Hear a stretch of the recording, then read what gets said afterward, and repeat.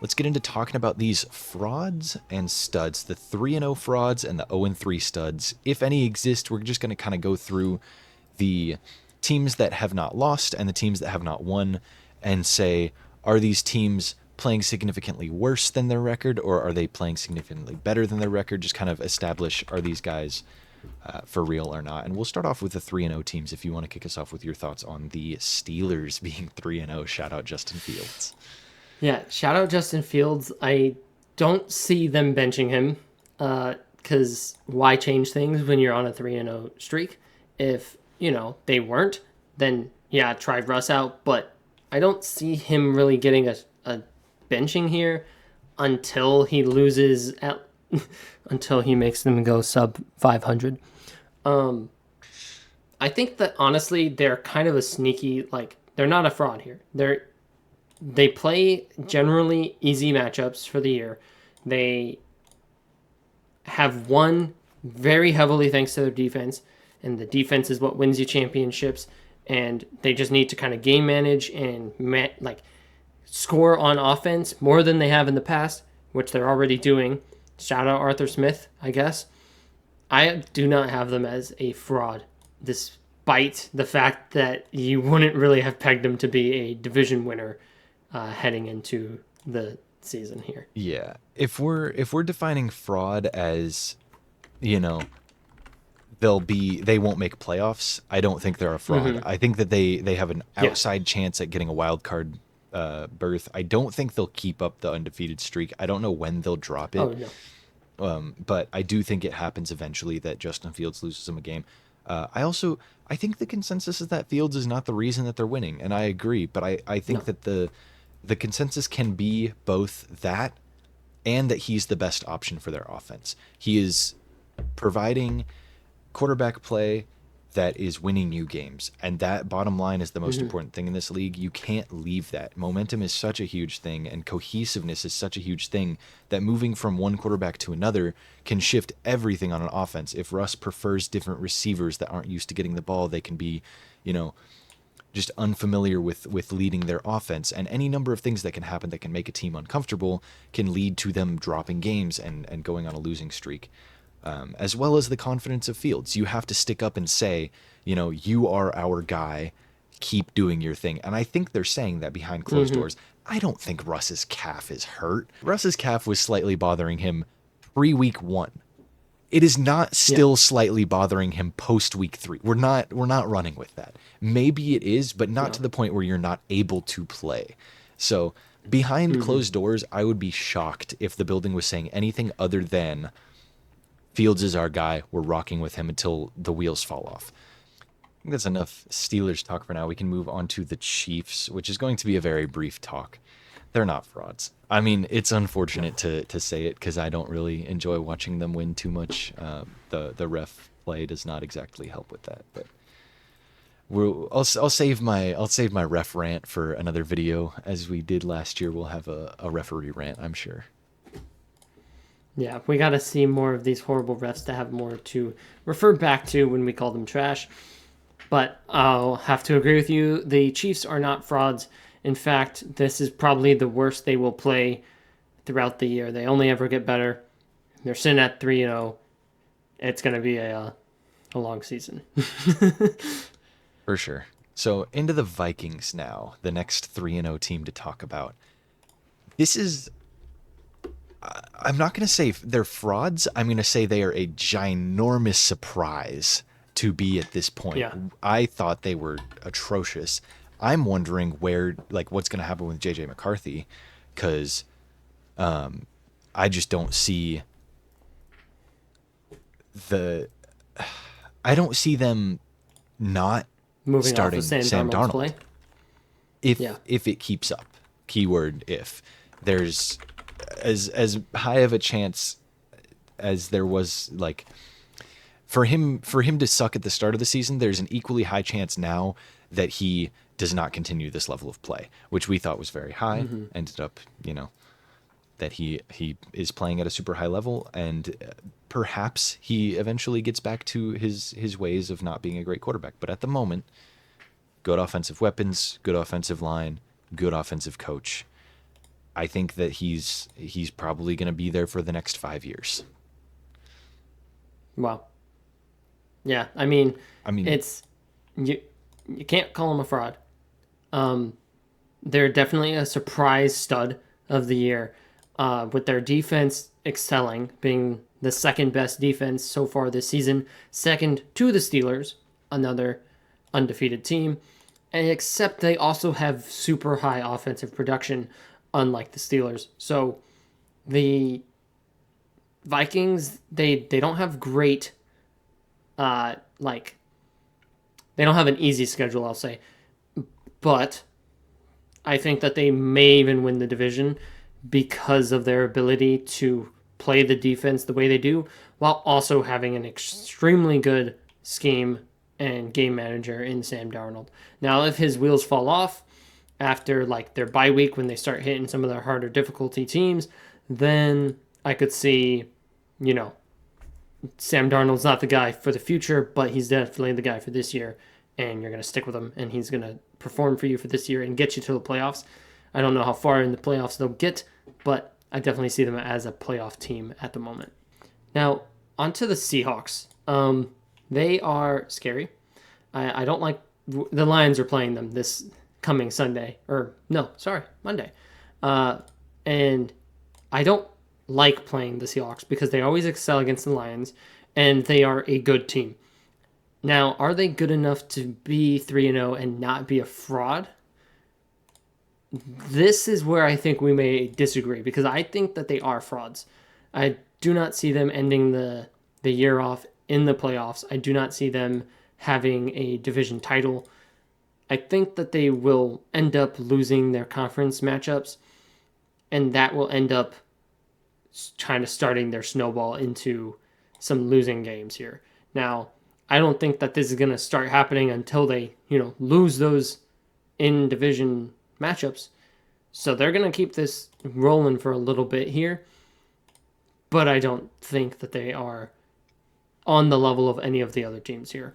Mostly because, I with the Chiefs, you got Mahomes. With the other teams, you have great defenses. This is kind of where those things don't align for this team. I completely agree with you. I think they're massive frauds, actually. And I think the reasoning is something you didn't touch on, but it's their matchups. They've had, I mean, for all intents and purposes, a cakewalk of 3 games. They played week 1 rookie quarterback in Bo Nix with the Broncos at home. And then obviously there's history between the Seahawks and Broncos, and the Seahawks crushed that trade. So there's animosity there. They want to make it seem like they just obliterated the Broncos' hopes of having a future. So there's extra incentive there for them to win.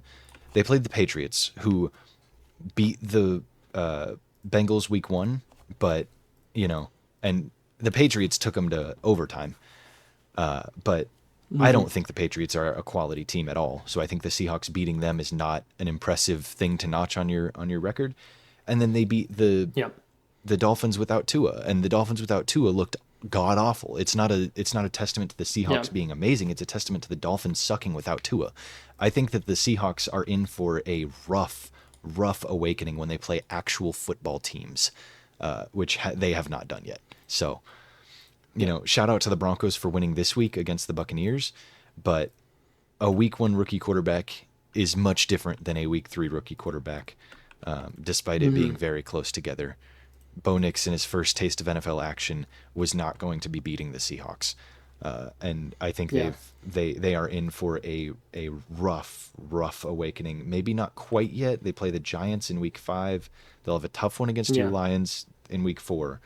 Then they got the And then Niners, and then they have the Falcons, and then they play the Bills week 8. So, they could be sitting 4-4 by week 8. that's what This I'm is a thinking. fraud out That's of what all I'm of the thinking ones is prior. they are, yeah. And then we can get into my Patriots division rivals, the Bills. They are absolutely not frauds. They looked amazing week 1 against the Dolphin, or no, not the Dolphins. Who they play week 1? Mm, Oh my God. Cardinals. Cardinals. They looked Yep. they looked the part against the Cardinals. Then obviously, the Dolphins in week 2 was when Tua got hurt.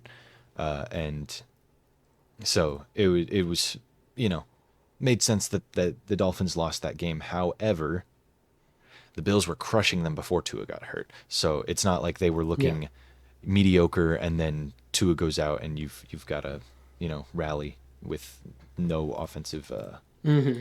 firepower. But and then they smoked the Jags. So they're beating more quality teams than the Seahawks. Maybe not super high quality teams, but they're doing it in a fashion that is much better than the Seahawks. And then most of the other teams on this list. I mean, save maybe the Vikings, but I think the Bills have put up some of the more handed victories in this season so far.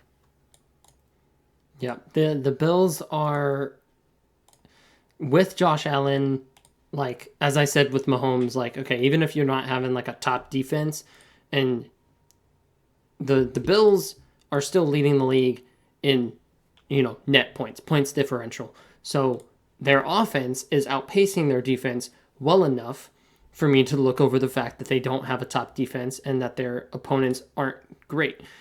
But their opponents are supposed to be good. Like the Cardinals, they've shown that they can be good. That's not like they're beating up on the Panthers and the Giants or, the Tua-less Dolphins. They did for a quarter. That quarter was a game that was already decided, like you said. So, Bills absolutely not frauds. And I think with that, we can get into the only defeated teams, fully defeated 0-3 teams, and whether or not they are gonna be secret studs, if they're gonna sneak back up into that winning column and make a run into the playoffs, or if they are actually just bad. So I think one of these we can agree on easily, but I'll let you kick us off with the Jaguars here. I don't think the Jaguars are 0-3 studs. I just don't. I don't think they're very good. I don't know if it's coaching, if it's Trevor. I don't know what it is, but they're just not a good football team. They fooled Yeah. us for half a season in 2022 when they were leading the AFC, Mm-hmm. looking really good, Mm-hmm. but not anymore. And they will no longer be a quality team to play. Yeah. It was 2022. They were top of the conference, and then 2023 it was we're having a late season run, and I'm not gonna put faith that they can have another late season run. Right now they got tough competition. They are in a tough division with the Texans and the Colts both kind of being the juggernauts to topple there. And then, it's just been overall pretty bad play. So I'm looking ahead at their schedule right now, and Vikings, Eagles, Lions, like outside of the division games, Packers even, like it's hard to come up with a lot of games that they will come out of these and handedly win. So I think that they kind of just need to sit in that bad column. The defense is definitely not doing them any favors, and the offense is not doing enough to counteract the fact that they are having no favors done for them. They are the third worst offense in scoring, and they are in the bottom five for points allowed. So overall, it's just not a great situation. Next up, we have the recent Monday Night Football losers, the Bengals 0-3 under Joe Burrow. This past week is definitely the best they've looked, and heading into next week they play the Panthers. I think that they're frauds at 0-3. They're gonna rally. Do they make the playoffs is a tougher question to answer with the teams in their division because it's always a slugfest there. But I do think that they will inch out into the division winning. Maybe not over the Ravens, but definitely into the playoffs. So I have them as a stud at 0-3. They always start off rough in September. We've seen the stats with Joe Burrow. It's going to piece itself together eventually. It's just not going to happen in the first month of the season. So I am going to go with Yeah, the Bengals being studs. that was my only point that I had on them is they always suck to start the year, and then there was an unexpected just offensive thrashing that they got from the Commanders last on Monday Night Football. So it's unfortunate, but it's nothing new. It's Bengals fans know that they are not a early season team. They put things together, and especially this year when Jamar Chase was in a holdout, T. Higgins was in a holdout and injured, and they just didn't have everything put together on offense until now. And now we've seen them be put together on offense, drop 30 points, and they will not be letting up 30 points every week. So I'm not concerned about them at all. They are definitely a team that is an 0-3 stud. Yeah. And then getting into the last defeated team, the Titans. Unfortunately, Mayo Man sucks. He's graced us with yet another wonderful picture for the week. Yeah. And I will continue to say the week that we don't have a picture of him to put on a thumbnail is a good week for the Titans, which has not happened yet, and I don't see it happening anytime in the near future. He's just a funny NFL quarterback. And I don't think that they will win very many games this year. Yeah, this is definitely a 0-3 bottom of the barrel team. I think that after I believe it was after week 1 when their coach kind of called out Will Levis for sucking, signs were already there that this wasn't going to be a great culture, great organization. Not a lot of faith in the quarterback that's there, and they don't have an easy schedule. Same division as the Jags, so they got those same top dogs of the division to deal with. They aren't going to make playoffs, and I'd be shocked if they managed to have a over 500 or close to 500 record whatsoever at the end of the year. Thanks for checking out this segment from our upcoming podcast. It comes out tomorrow, so be sure to check it out if you did enjoy this. It'll be out on our YouTube channel right here as well as on Spotify. Both links will be down in the description down below, so be sure to go check those out. Click those links. We would greatly appreciate it. Subscribe, stick around for more. We'll be doing this basically every week. Thank you all for watching.